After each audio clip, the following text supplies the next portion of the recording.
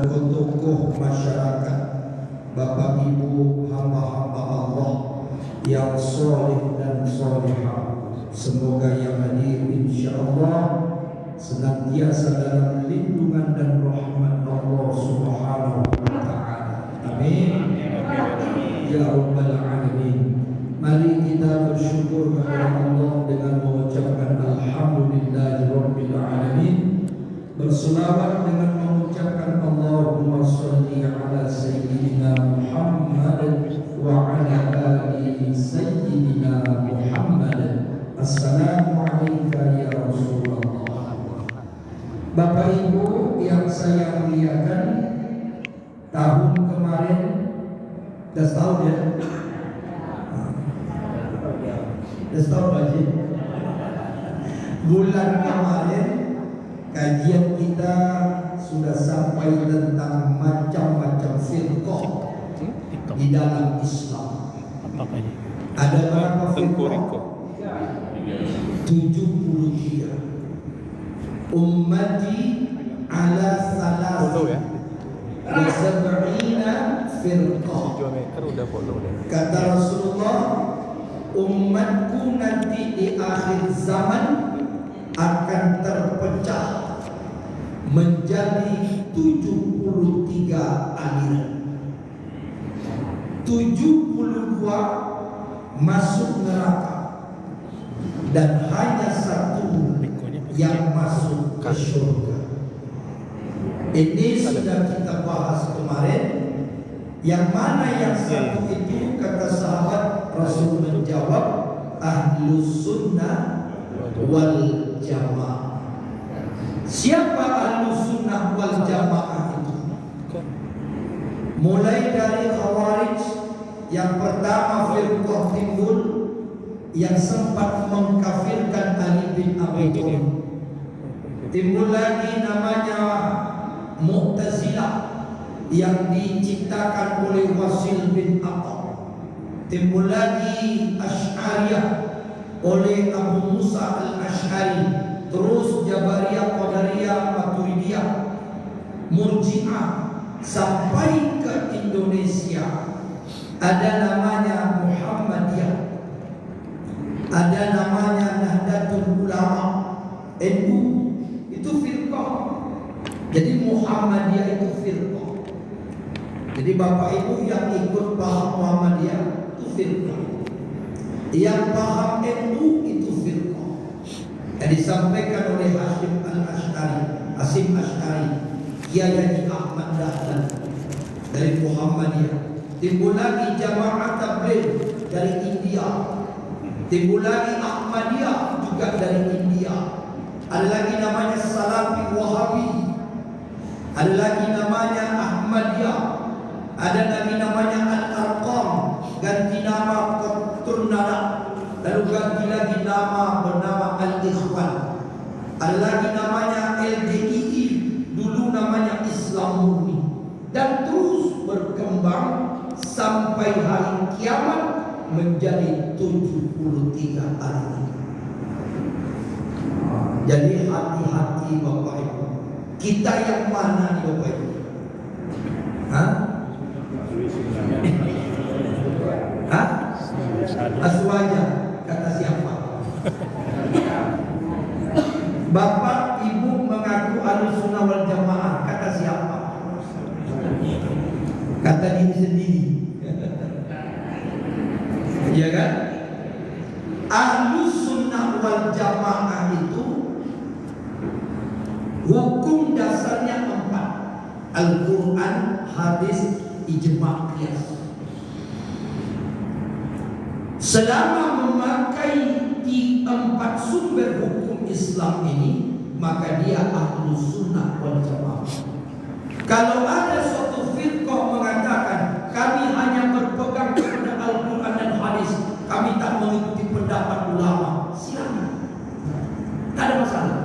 Tapi bukan termasuk Ahlus Sunnah wal Jamaah. Karena tidak bisa kita di dalam Islam itu mengilah atau menghindari pendapat ulama. Tak bisa kita mengatakan kami tak ikut pendapat ulama, kami ikut hadis. Kita tahu hadis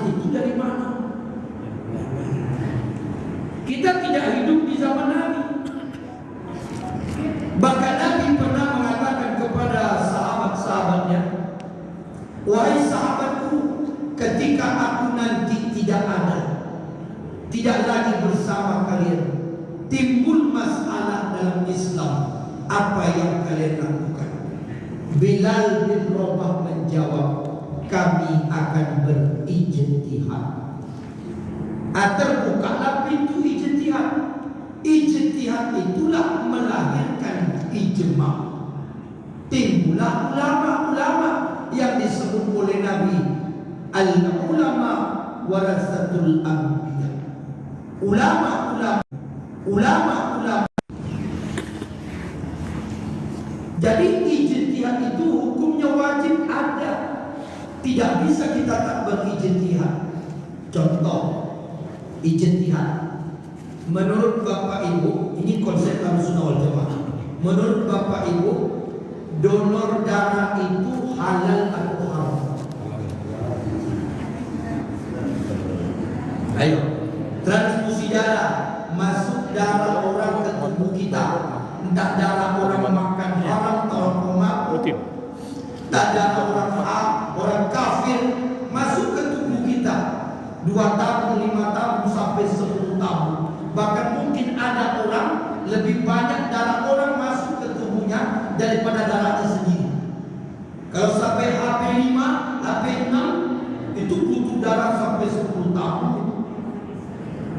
Hemoglobinnya turun, kan ada orang sampai begitu Bapak. Masuk darah ke tubuhnya, boleh atau tidak dalam Islam? Haram. Hah? Haram. Muncul ulama baru. Ya kan? Siapa yang mengatakan haram? Siapa yang mengatakan halal? Zaman Nabi tak ada. Jadi kalau orang berpendapat mana dalilnya, gak ketemu dalilnya. Gak ada dalam Al-Quran donor darah, tidak ada dalam hadis donor darah, gak ada. Persoalan itu tumbuh atau muncul di zaman kontemporer, zaman maju, zaman modern. Bagaimana? Kalau kita berpendapat tak ada dalam Al-Quran, tak ada dalam hadis, tak boleh. Berarti ya jangan donor darah. Ketika nanti istrinya membawa suami sakit, kata dokter, Bu, suami ibu butuh donor darah, butuh darah 10 tahun. Kata istrinya, tidak ada zaman Nabi Pak Dokter. Tapi suami ibu kritis, dia mati, banyak pengganti. Karena ada zaman Nabi. Jadi timbullah ijtihad ulama yang berpendapat. Itulah yang ijma. Nah, begitu. Itu Ahlussunnah wal Jamaah. Jadi kalau orang tak memakai pendapat ulama, ya silakan. Tapi dia bukan Ahlussunnah wal Jamaah. Yang kedua, contoh qiyas. Hasil ijtihad timbul qiyas. Apa contohnya? Dalam Al-Quran sebutkan satu ayat atau hadis bahwa memukul orang tua itu haram. Ini anak, ini bapak emak. Boleh tak anak itu meninju bapaknya? Boleh tak? Menampar ayah itu boleh tak? Mana dalilnya?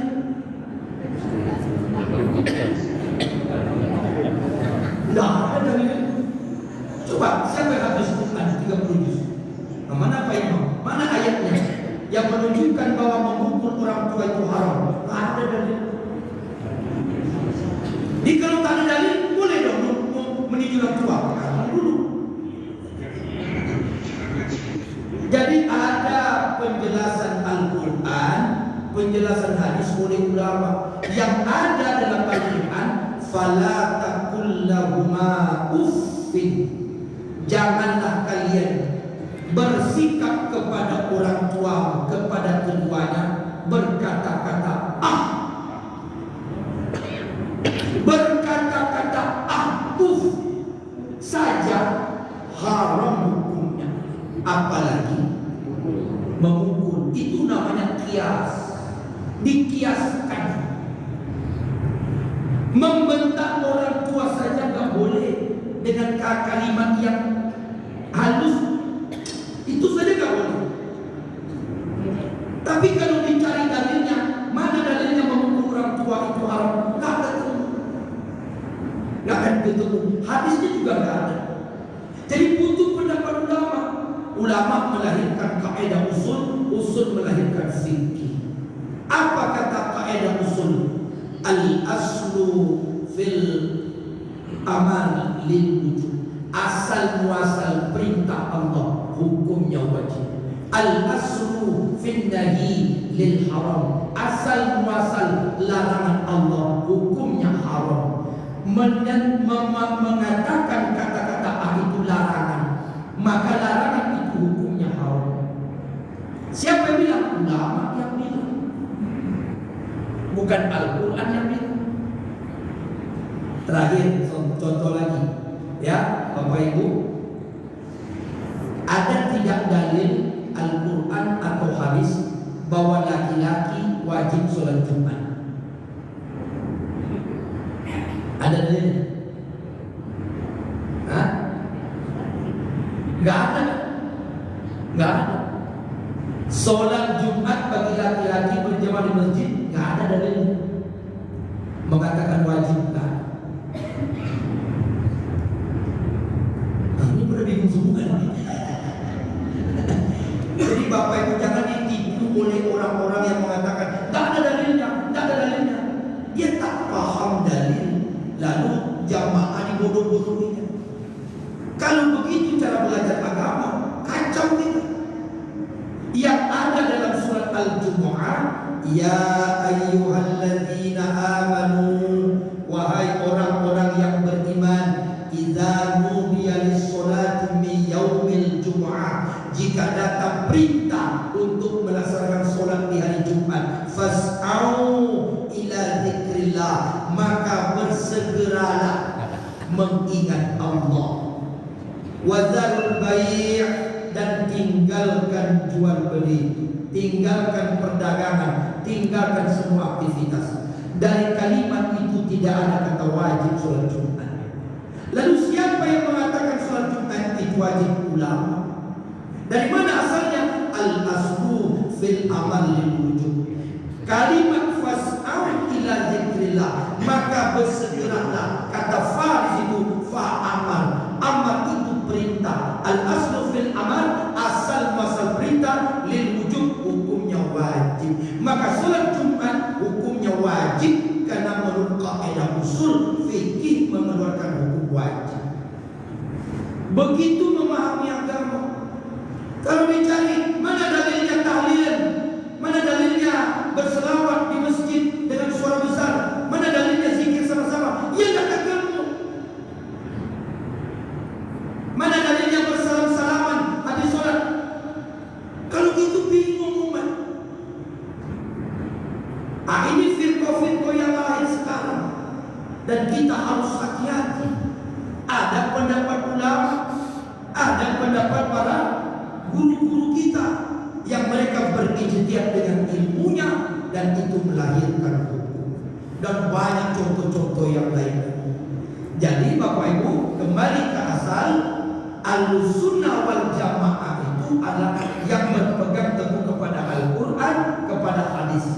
Al-Quran masih umum, bahkan hadis pun masih umum. Dia butuh penjelasan para ulama. Lahirlah ijma', lahirlah qiyas. Empat ini yang dipegang oleh Ahlussunnah wal Jamaah. Kalau Muhammadiyah memegang empat ini, Muhammadiyah Ahlussunnah wal Jamaah. Kalau NU memakai empat ini, NU Ahlussunnah wal Jamaah. Dan kalau Jamaah Tabligh memakai Ahlussunnah wal Jamaah, empat ini Ahlussunnah wal Jamaah. Tapi kalau tidak memakai ini, dia sudah keluar dari Ahlussunnah wal Jamaah.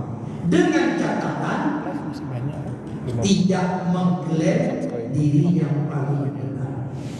Nah, itu dia yang disebut dengan originalnya Ahlussunnah wal Jamaah, tidak mengklaim atau memonopoli kebenaran. Pulang dari Makkah, belum sampai 50. Kiai Haji Ahmad Dahlan tahun 1912 ini pulang bersama juga pulangnya Hasim Al-Asy'ari dari Mekah 7 tahun belajar sampai di Indonesia.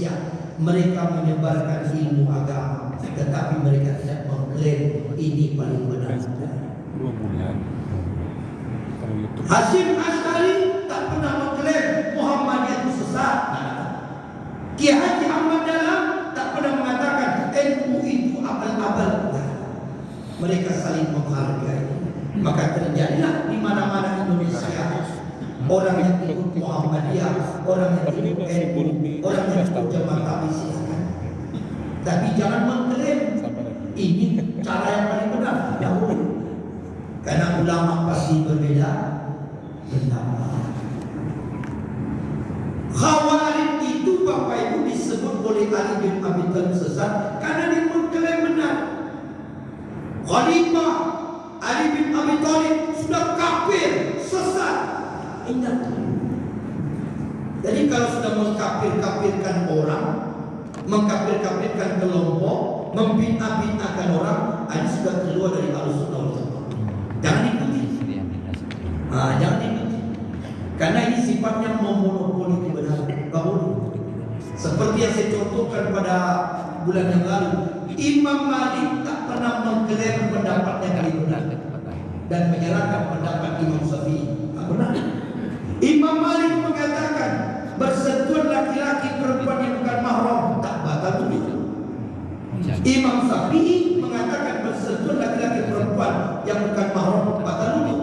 Walaupun Imam Syafi'i muridnya langsung 5 tahun Imam Malik mengajar Imam Syafi'i, hafal oleh Imam Syafi'i kitab Al-Muwatta, tapi Imam Malik tak pernah mengatakan ini muridku sesat.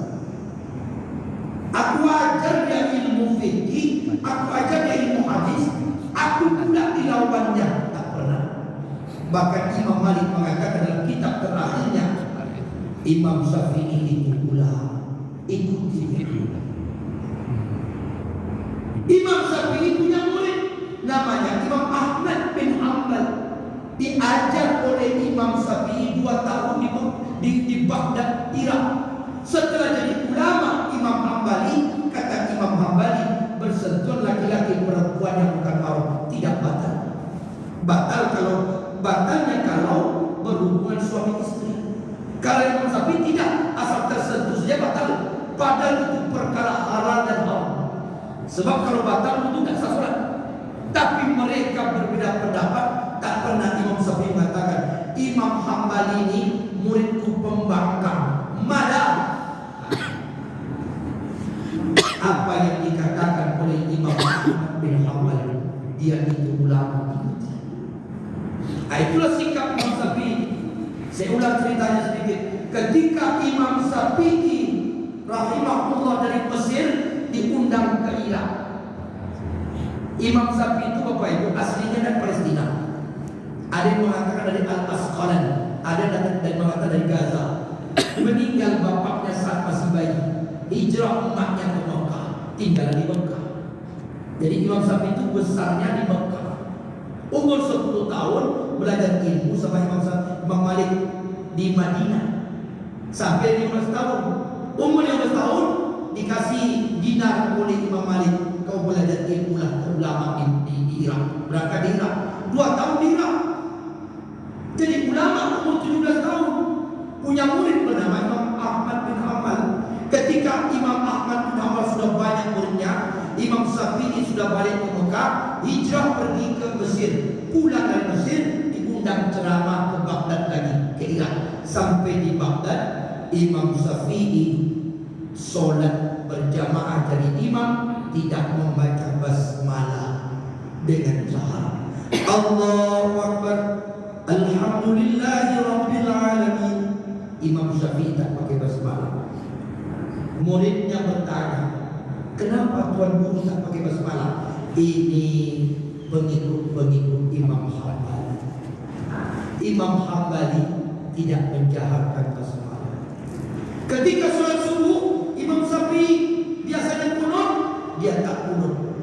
Karena Imam Hambali tak kunut, dia menghargai Imam Hambali.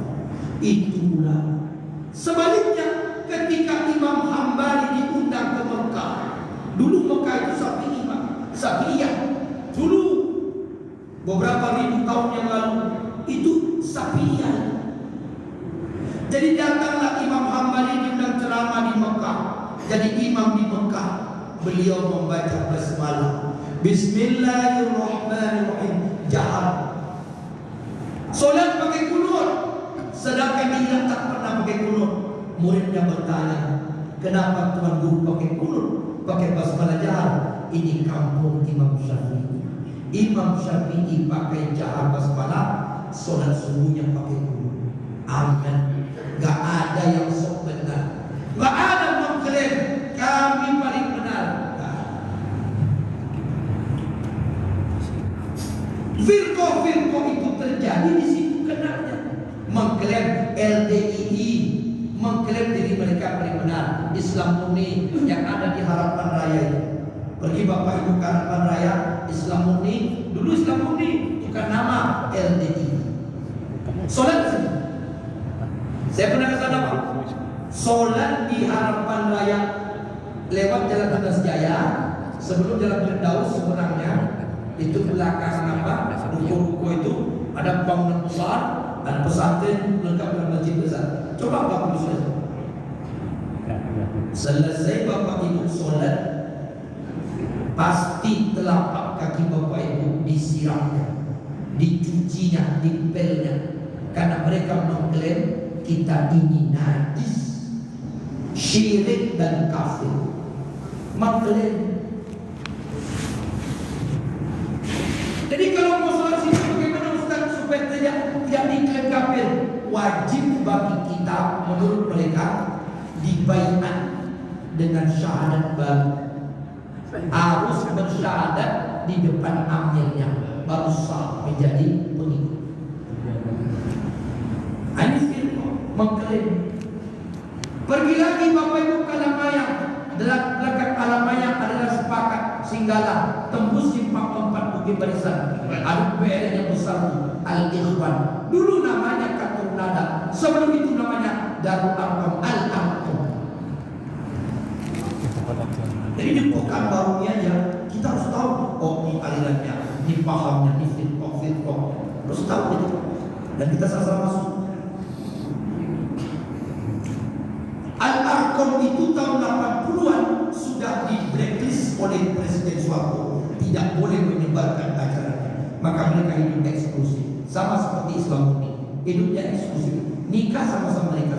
Haram menikah dengan kita. Tak boleh. Karena kita ini najis. Itulah namanya mengklaim. Memonopoli kebenaran. Padahal menurut Ahlussunnah wal Jamaah, siapapun yang bersyahadat dan menjalankan rukun Islam iman dengan baik, dia saudara kita. Kan begitu. Innamal mu'minuna ikhwah. Sesungguhnya orang-orang beriman itu bersaudara. Tak boleh saling menyalahkan, tak boleh saling mengklaim kafir dan sebagainya.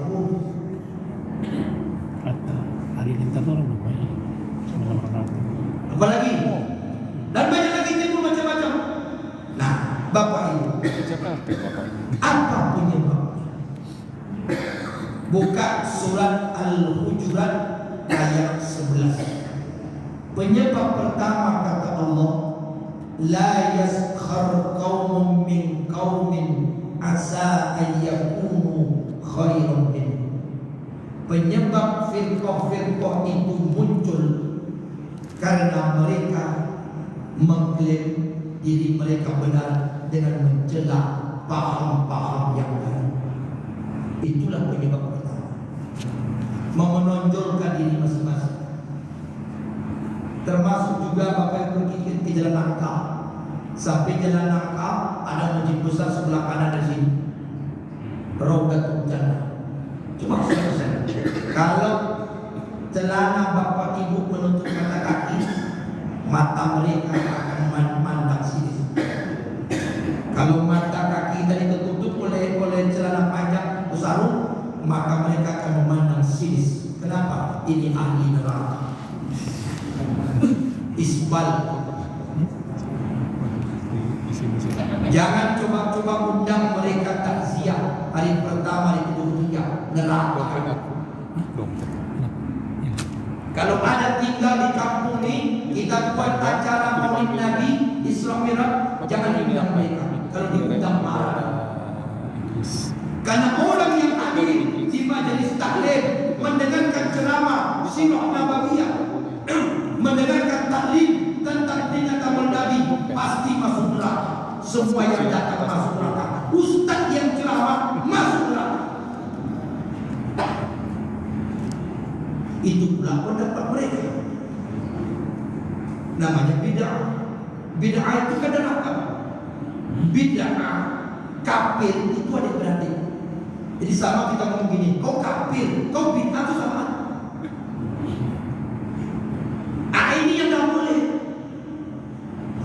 Imam Malik tak pernah membid'ahkan Imam Syafi'i. Imam Syafi'i tak pernah membid'ahkan Imam Hanbali. Tak pernah. Mereka berbeda pendapat, tapi tak pernah saling membid'ah. Muhammadiyah tak pernah ikut Maulid Nabi. Orang-orang sekarang mau beli sekarang, tapi tak pernah mencela orang NU yang memperingati Maulid Nabi. Dan tak semua orang Muhammadiyah anti Maulid. Tak semua. Saya ketemu Pak, saya ceramah di Masjid Muhammadiyah. Ketua masjidnya itu fanatik betul. Dia cerita sama saya selesai sholat. Apa terus Ustaz Maulid Nabi Tuhan? Oh jadi pagi dah setuju pagi. Aduh tuh bukan membuat duit. Baik. Saya bawa buku Buya Hamka. Saya kan banyak Buya Hamka. Saya termasuk pencinta buka Buya Hamka. Saya kok kok baca ketua baca Buya Hamka tahun 1972 di lapangan Masjid Al-Azhar Jakarta hadir lebih kurang 50.000 umat Islam dalam peringatan Maulid Nabi, dibuat oleh orang-orang NU yang ceramah Buya Hamka. Mantap Buya Hamka kok paham? Hah? Muhammadiyah pernah jadi ketua Muhammadiyah, pengurus Muhammadiyah, ketua MUI. Aduh pagi kira sama Muhammadiyah. Hah? Cobalah bantah Muhammadiyah. Buya Hamka. Buya Hamka sendiri sama dalam acara Maulid Nabi. Karena Buya Hamka tahu bahwa itu sah-sah saja. Kalau Buya Hamka mengharamkan Maulid Nabi, pasti tak mau diundang. Tak mau hadir, jangankan ceramah, hadir pun tak mau. Tapi kenapa Buya Hamka mau? Karena Buya Hamka tahu batasan, menghargai, menghormati orang yang berbeda. Buya Hamka ketika diundang di Kalimantan ke Sulawesi, putar-putar Indonesia, disuruh ceramah, disuruh jadi imam. Buya Hamka selalu sifat Buya Hamka itu apa itu? Yang dari buku yang saya baca, kata anaknya Rusdi Hamka, yang penulis buku itu banyak, Rusdi Hamka. Rusdi Hamka itu anak ketiganya. Saya sampai ke rumah Buya Hamka di Danau Manicau. Kalau simpang pun kita bawa itu 3 kilo lagi ke kiri, itu rumah Buya Hamka, museumnya. Saya banyak tanya tentang Buya Hamka dan penjaga keluarga Buya Hamka. Rusdi Hamka itu kayak nulis. Buya Hamka itu setiap pergi ceramah keluar kota, ketika beliau diangkat jadi imam sholat, selalu Buya Hamka menghadap ke jemaah bertanya. Karena ini kan tempat baru nih, kita nggak tahu nih bagaimana kebiasaan orang situ. Beda dengan kita sudah biasa di sini. Buya Hamka itu kayak terus, Bapak Ibu di sini sholatnya pakai Bismillah jalan, pakai Buya Hamka pakai Bismillah jalan. Padahal beliau Muhammadiyah dan pakai jalan, tapi masyarakat situ pakai jalan, beliau pakai Bismillah. Subuh ceramah beliau, sholat subuh dulu beliau jadi imam. Bertanya, Bapak Ibu di sini sholat subuhnya pakai kunut tak? Pakai Buya, beliau kunut. Ketemu masjid tak pakai kunut, beliau tak kunut. Ketemu masjid pakai zikir sama-sama, beliau pimpin zikir. Ketemu masjid yang zikir masing-masing, beliau diam. Selesai aman, tidak ada merasakan, oh saya beribadah. Itu Islam, rahmatan lil alamin. Masjid Makkah Madinah pimpinannya satu, bernama Profesor Dr. Abdul Rahman As-Sudais, diundang ke Jakarta jadi imam di Masjid Istiqlal. Solat pakai bismillah. Bismillahirrahmanirrahim. Heran orang nonton YouTube juga. Semua heran. Di Mekah Madinah tak pernah pakai bismillah. Ditanya orang, kenapa subuhnya pakai kunut? Allahumma nafi man alaih. Kata Abdul Rahman As-Sudais, ini Jakarta, Indonesia, banyak orang-orang sapi. Saya memuliakan ulama Imam Syafi'i. Beliau pakai bismillah, beliau pakai kunut. Selesai. Ini baru umroh 12 hari. Tidak sekolah, umroh dulu. Itu pun lalu belajarnya. Pulang dari Mekah, cerita sama di masjid, Bapak Ibu, saya baru pulang umroh. Tidak ada orang imamnya pakai kunut, tidak ada. Sosek kita sosek. Tidak ada imam itu pakai bismillah jahar. Saya sendiri mendengar, demi Allah, sumpah pulang. Ada glodok. Dia yang nak belajar dapat ilmu satu, berbeda dengan dia salah semua. Tak boleh begitu.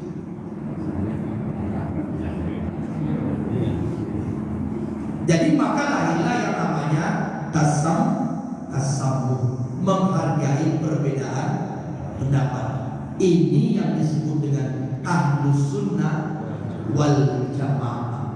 Jadi dari sekian banyak firqah-firqah itu, siapa yang menjelekkan firqah lain, yang mengklaim firqah yang sesat dan sebagainya, hati-hati. Berarti itu sudah keluar dari ahlus sunnah wal jamaah. Jadi kalau ada yang berbeda silakan. Oh, tidak setuju dia zikir sama, ya tak apa-apa. Tidak setuju kunut, ya tak apa-apa. Tapi jangan mengatakan orang kunut itu masuk neraka. Ini tak boleh. Anda saja belum tentu masuk surga. Ya, satu. Ada pertanyaan? Silakan. Suku masih lama. Silakan Pak Ji. Anda di. Aku pulang saja. Ada pertanyaan? Ada? Baik. Kita lanjutkan. Yang kedua, kata Allah Subhanahu wa taala, sebab pecahnya umat Islam itu, firqah-firqah itu lain menjadi 73 ayat adalah ya ayyuhallazina amanu tajtanibu katsiran min adh-dhanni ba'da adh-dhanni ismun. Ada perbuatan dosa dengan berburuk sangka dengan kelompok-kelompok lain. Itu kelompok itu hadisnya dhaif. Jangan buruk sangka. Masa ulama dibilangnya hadis dhaif? Kan enggak boleh. Masa orang sekeliber ulama-ulama NU yang banyak itu, ribuan, semua mereka sepakat pakai hadis dhaif? Pakai akal. Jangan menuduh, jangan memburuk sangka. Oh, itu mereka tuh mengamalkan agama. Hadis-hadis dhaif itu banyak. Hadis maudhu, cerita-cerita dongeng saja itu. Itu namanya buruk sangka. Enggak boleh. Kalau kita tidak sepakat, ya udah, hargai saja orang yang berbeda. Jangan buruk sangka, karena itu dosa. Yang terakhir, karena sama masuk, yang terakhir, wala tajassasu. Hadis inilah titik tolak paling besar Islam itu berpecah belah, saling mencari kesalahan, menuduh orang salah, ini salah, merasa dirinya paling benar. Disitulah iblis diusir oleh Allah dari syurga. Bapak Ibu, coba kita baca sejarah awal. Iblis itu diusir dari surga karena apa? Hah? Sombong itu kan apanya? Endingnya. Sebelum sombong itu kan ada sifat merasa benar. Ana khairum minhu, khalaqtani min nar khalaqtahu min tin. Kalau kita baca sejarah, apa kurang iblis Pak? Ahli ibadah. Paling hebat ibadah di antara malaikat-malaikat, iblis termasuk paling hebat ibadah. Soleh, taat, berilmu, menguasai banyak ilmu, pintar. Iblis itu pintar. Jadi Bapak Ibu jangan kagum dengan orang pintar, karena iblis juga pintar. Hebatnya Ustaz, sekolahnya tinggi, tahu sekali iblis lebih tinggi sekolahnya, karena langsung diajar oleh Allah. Hebatnya sholatnya sampai tengah malam, setiap waktu ke masjid. Jangan kagum orang rajin ke masjid, iblis juga taat ibadah. Jadi hati-hati kita mengagumi orang, hati-hati terjebak kita nanti. Iblis itu sudah soleh, sudah taat, berilmu, pintar, tapi kenapa diusir dari surga? Karena dia merasa paling benar. Anak minhu, aku lebih baik daripada Adam. Di situ kenanya iblis, maka timbullah aba wastakbar wa kana minal kafirin. Sombong, namanya ujub. Ujub itu merasa diri paling benar, kelompok paling benar, paling sunnah, paling mengikuti Nabi, paling benar dalam beragama. Nggak boleh. Iblis itulah diusir dari surga. Maka kalau ada orang sekarang rajin ibadah, pintar dia, merasa benar, berarti mungkin keturunan selesai. Kita harus mengatakan kita ini belum tentu benar. Tak boleh merasa benar. Saya beribadah menurut ilmu yang saya cari. Kalau ada orang berbeda dengan saya, karena ilmu saya sampai di sini, mungkin dia dapat ilmu yang lain. Ulama begitu juga. Ada ulama beda pendapat. Ini yang saya tahu, yang mereka tahu mungkin di luar pengetahuan saya. Sudah selesai. Maka Imam Hanafi, Imam Maliki, Imam Syafi'i, Imam Hambali tak pernah bertengkar, karena mereka masing-masing menghargai pendapat ulama-ulama lain. Diangkatlah mereka sebagai imam mazhab. Disitulah bersatunya Islam. Di saat berbeda itulah bersatunya Islam. Kita umat ulama bukan, ustaz pun tak jelas, baru belajar hadis 1 2 haram semua. Apa tidak? Jadi Bapak Ibu yang dimuliakan oleh Allah Subhanahu wa taala, yang satu itu masuk ke dalam surga kata Allah, yaitu Ahlus Sunnah wal Jamaah, yaitu memegang teguh Al-Quran, memegang hadis, memakai ijma', belajar dengan ulama, dan memakai qiyas, dan tidak mengklaim kelompoknya paling benar. Kalau itu yang ada, ikutilah. Tapi kalau ada kelompok-kelompok tertentu mengklaim mereka paling benar, tolong hati-hati. Ini perjebakan. Dan memang Bapak Ibu, orang-orang non-muslim sedang berputar-putar di situ sebagai cara menghancurkan umat Islam. Kenapa Palestina tak bisa merdeka? Hah? Kenapa Palestina tak bisa merdeka? Oleh Israel yang sedikit itu. Hanya satu kalimat kita, Islam tidak bersatu. Itu aja. Kalau bersatu umat Islam, maaf bicara kasar-kasarnya, kencing umat Islam di Israel itu, banjir Israel. Itu kasarnya lah. Ya, meludah kita di Israel tuan. Banjir di Israel. Begitu banyak umat Islam, 2 miliar lebih kurang. Israel sedikit. Tapi kita banyak berpecah belah menjadi 73. Bagaimana umat Islam bisa dibantu? Kenapa Aigur hancur? Kenapa Rohingya dibunuh? Kenapa Aleppo dan sebagainya? Di Indonesia Poso hancur, dibunuh, dibantai. Karena kita sendiri umat Islam.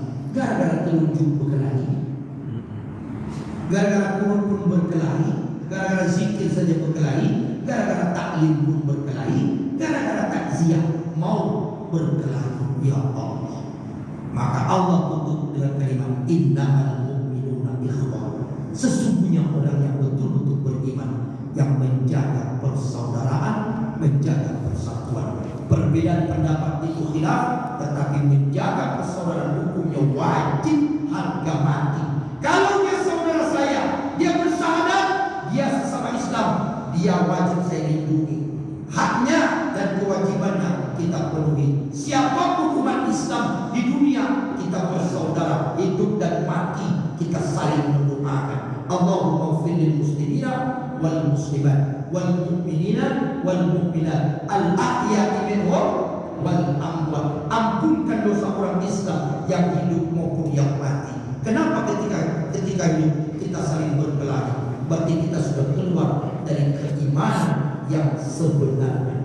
Demikian, terima kasih. Mohon maaf batin. Subhanallahumma bihamdika asyhadu an la ilaha illa anta astaghfiruka wa atubu ilaik. Wallahu a'lam bishawab. Wassalamualaikum warahmatullahi wabarakatuh.